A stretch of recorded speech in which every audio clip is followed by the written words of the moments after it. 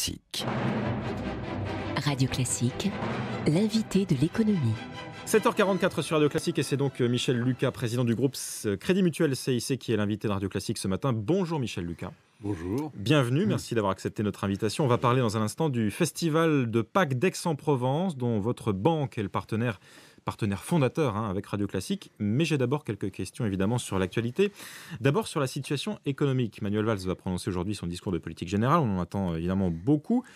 Quelle est votre perception de la situation économique de la France aujourd'hui ?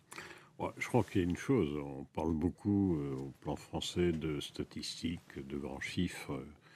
Puis quand on fait un peu le tour de la France, puisque nous sommes une banque mais très décentralisée, on s'aperçoit que les problèmes sont souvent de nature différente d'une région à l'autre, pour des raisons historiques d'une part, pour une multitude de réactions des individus qui n'est pas du tout la même.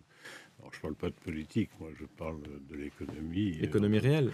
L'économie réelle. Ça marche mieux aujourd'hui quoi ? Dans le sud, en Île-de-France que dans l'Est non, par exemple ? L'Est en tant que tel, il y a toujours cette dominante, disons, germanique qui est là. Donc je dirais il y a des échanges qui se font. Bon, quand vous êtes perdu dans une autre région de France, loin de ses frontières, il est sûr et certain que, disons, le paysage est peut-être moins rose à l'heure actuelle pour les gens, donc l'avenir est un peu...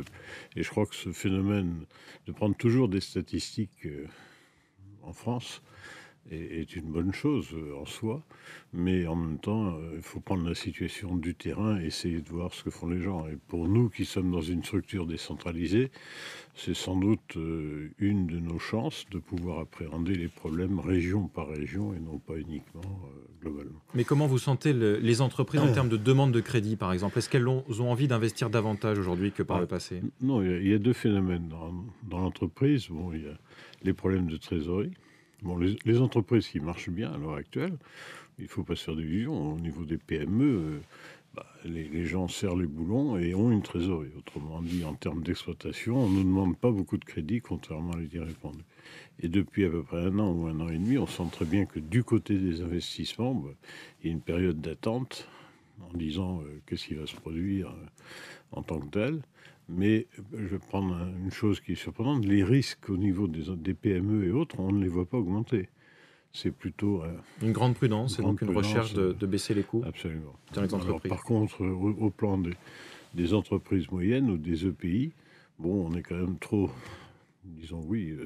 trop recroquevillé sur nous, avec des grandes marques, je dirais, que l'on a du fait des 30 ans passés, mais très peu orienté vers le fait de sortir des frontières, sauf lorsque les gens partent directement à l'étranger. Ça, c'est un problème qui devient critique pour la France. On s'établit à l'étranger pour créer son entreprise. Il y a un grand sujet qui va concerner les banques dans les prochains mois, Michel Lucas, c'est la BCE, la Banque Centrale Européenne, qui est en train de passer au peigne fin les bilans des principales banques de la zone euro, dont le Crédit Mutuel, évidemment, pour s'assurer de leur solidité financière. Est-ce que vous êtes inquiet ? Je dirais que tout le monde est inquiet quand il y a ce genre de contrôle. Ceci dit, étant donné les ratios que nous avons à l'heure actuelle, si un certain nombre de banques ont des ennuis, on ne sera peut-être pas les premiers. Mais c'est plus... Vous pensez à qui ? Je pense à personne. Je regarde nos ratios. Pour rentrer un peu dans la technique en solvabilité, c'est-à-dire fonds propres sur crédit, on est à 14,7. Vous avez un matelas suffisamment épais, autrement dit ? Non, on n'a pas un matelas suffisamment épais, mais je dirais qu'au cours des 20 dernières années, on n'a pas pris de risques financiers énormes, on n'a pas essayé de s'introduire en bourse. Et tout ça aujourd'hui, dans une période difficile, on en récolte un peu les résultats. Je crois que parmi les banques les plus sûres au monde, on est dans les premières. C'est pas... Donc, il se peut qu'il y ait des problèmes, que nous ayons des problèmes, mais il y en a d'autres qui en auront un petit peu avant nous. C'est pas pour ça que c'est satisfaisant. Je préférais que ce soit l'ensemble du pays qui s'en sorte bien. Michel Lucas, vous avez accepté de soutenir la création du festival d'Aix-en-Provence, un festival de Pâques d'Aix-en-Provence, je précise, dont la 2e édition aura lieu du 14 au 27 avril. Qu'est-ce qui vous intéresse dans la musique classique, vous, banquier ? Ça, si vous voulez, ce sont des choses qu'on n'invente pas. Tout ce qui est musique, tout ce qui est art en tant que tel, où il y a une fibre, où il n'y en a pas. C'est depuis toujours ? Oui, sauf au départ quand j'étais tout jeune, où là c'était plutôt l'accordéon breton. Puis un jour j'ai découvert la musique classique, et puis je dirais que la musique classique m'a fait apprendre l'allemand. C'est au moins une bonne chose. Étant donné que je chante les leaders de Schubert et les autres par cœur, parce que j'ai commencé, je devais être en 4e ou en 5e à l'époque, non, en 3e, et c'est comme ça que j'ai appris l'allemand. C'est une bonne manière d'apprendre l'allemand, effectivement. Je ne vous demanderai pas de chanter ce matin sur Radio Classique, mais l'idée de ce festival de Pâques d'Aix-en-Provence, il y a déjà le festival d'art lyrique en juillet, c'est de concurrencer un grand nom comme Salzbourg, d'avoir une série de petits festivals en plus de celui de l'été ? Non, disons le point de départ était tout simple. D'abord, le CIC sponsorise le festival d'été d'art lyrique d'Aix. Et puis un jour, au cours d'une discussion avec Renaud Capuçon, on me disait... Qui est le directeur artistique du festival de Pâques d'Aix-en-Provence. Il y a 2 ans, 3 ans, on me disait, l'été ça va très bien, et puis l'hiver, il n'y a rien. Il m'est arrivé souvent d'aller à Salzbourg, que ce soit à Noël, à Pâques ou l'été, puis... en discutant et autres, on s'est dit, après tout, au lieu d'avoir... puisque le premier festival dans le sud de la France, ça a été Aix, celui d'été. Puis après, il y en a eu un peu partout.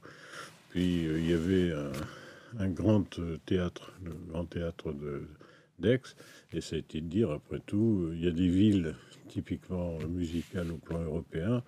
Est-ce qu'on essaye de faire la même chose sur Aix, dans la mesure où, certes, il y a la musique l'été, et le festival marche bien, mais en plus, il y a tout un paysage énorme, il y a des musées. Autant en profiter. Autant en profiter. Puis on a monté ça, gentiment, entre Renaud Capuçon, Bluzet et moi. Et au début, on a surpris tout le monde, car on a tapé nulle part, aucune porte. Puis un jour, on est arrivé en proposant de faire ce festival d'Aix. La première année, ça a été un succès. Ça grâce à Renaud Capuçon et à Bluzet qui se sont occupés. Puis là, c'est la 2e année. Puis d'après ce que je sais, c'est en train de bien se passer aussi. Et donc l'idée, on ne veut pas concurrencer Salzbourg, mais faire en sorte qu'il y ait de la musique en dehors de la région estivale et autres. Alors l'année dernière, on n'a pas eu de chance, il faisait pas beau, il faisait froid, c'était plutôt... Cette année, ça s'annonce mieux, a priori. Cette année, ça s'annonce mieux. Et Aix et ses environs sont quand même... C'est une belle région. D'un mot, c'est un budget conséquent, ce genre d'opération, pour une banque comme la vôtre ? Nous, quand on a démarré cette affaire, on a mis 2 millions par an sur la table. L'année dernière, c'est assez curieux, mais je ne parle pas des 2 millions, mais nous avons fait, disons, des excédents. Des bénéfices sur la partie festival, on ne s'y attendait pas. Puis aujourd'hui, ce qui je trouve assez agréable aussi, c'est que j'ai quelques collègues qui me disent, mais est-ce qu'on peut nous aussi rentrer ? Est-ce qu'on peut venir ? On peut venir. Oui. Bien sûr, la porte est ouverte, je sais pas, il n'y a pas d'exclusivité, mais je dirais que oui, cette première année, on s'y attendait pas. Un autre volet aussi qui est important, c'est que l'an dernier, il y a eu à peu près 7 à 8% d'étrangers venant à ce festival pour la première année, ce qui est quand même une bonne chose. Important pour le rayonnement culturel de la France aussi. Merci beaucoup Michel Lucas d'avoir été avec nous ce matin. Je rappelle donc le festival de Pâques d'Aix-en-Provence aura lieu du 14 au 27 avril et vous en êtes le partenaire fondateur avec le Crédit Mutuel CIC, avec Radio Classique bien évidemment. Merci beaucoup, vous nous avez donné un bon coup de main. Merci à vous Michel Lucas, invité de l'économie ce matin de Radio Classique. Avec